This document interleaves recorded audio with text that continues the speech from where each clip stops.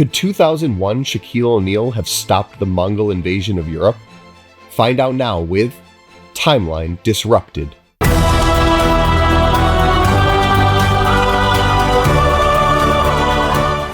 In 2001, Shaquille O'Neal was the most physically dominant human being on the planet. 7 feet 1, 325 pounds. Nobody could stop him. Not in the NBA, not in any organized sport, not anywhere on Earth. So we're asking the only logical next question: could anyone stop him off the Earth? Specifically, the Mongol army of 1241. The most effective military force in human history. Could they stop Shaq? We don't think so. Here's why. Quick history. By 1241, the Mongols were on a 100-game winning streak. They had already conquered China, Persia, and Russia. They didn't just defeat armies, they deleted civilizations from the map. They hit Poland and Hungary simultaneously, like a perfectly executed fast break.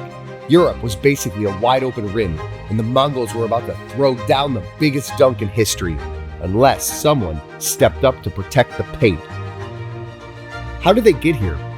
40 years earlier, they were just scattered tribes. Then Genghis Khan united them and turned them into a horse-powered computer.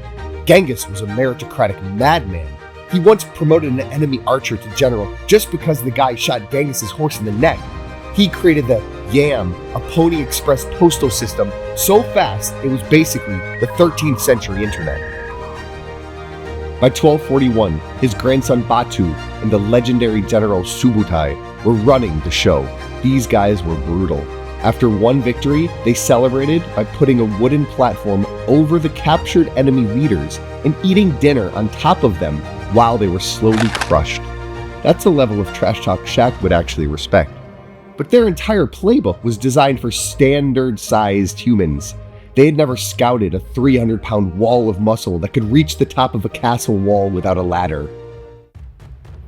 So, Batu and his army are advancing into Europe with their eyes on conquering the rest of the continent. How do you use Shaq? Follow along. The Mongols entered Hungary through narrow Carpathian mountain passes, tight, rocky corridors, perfect for a trap. You put Shaq in the pass. His wingspan is 7'4". He stands there, bounces a ball once, and the Diesel has effectively closed the border. The Mongols arrive, see a giant, and realize the open door policy of Europe is officially under maintenance. As for arrows, Shaq's 325 pounds of muscle and body mass would significantly slow arrow penetration. Would 6 arrows stop Shaq? If you watched the 2001 finals, you already know the answer. He averaged 28 points a game while being triple-teamed every single possession. 6 arrows is a Tuesday night against Tim Duncan and the Spurs. The Mongols bring out the heavy hitters, the trebuchet. These things throw 100-pound rocks, but Shaq was bench pressing 450 pounds for fun.